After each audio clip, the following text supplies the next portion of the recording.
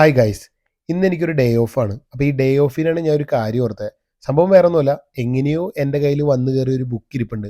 അപ്പോൾ ആ ബുക്ക് ഒന്ന് എക്സ്ചേഞ്ച് ചെയ്തെടുക്കണം.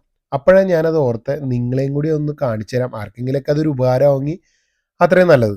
ഏകദേശം 1921 തുടക്കത്തിലാണ് യു കെയിലെ തെരുവുകളിൽ ഈ ഫോൺ ബൂത്ത് നിലവിൽ വന്നത്. അന്നത്തെ കാലഘട്ടത്തിൽ ഇതൊരു വൺ ഹിറ്റായിരുന്നു.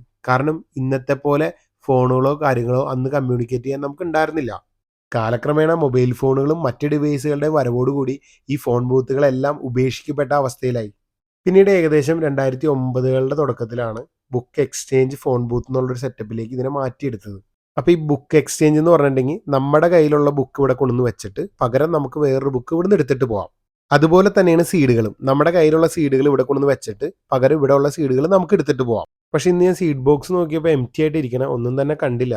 എന്തായാലും വായന പ്രേമികൾക്ക് എൻ്റെ ഈ വീഡിയോ യൂസ്ഫുൾ ആയി എന്ന് ഞാൻ വിചാരിക്കുന്നു.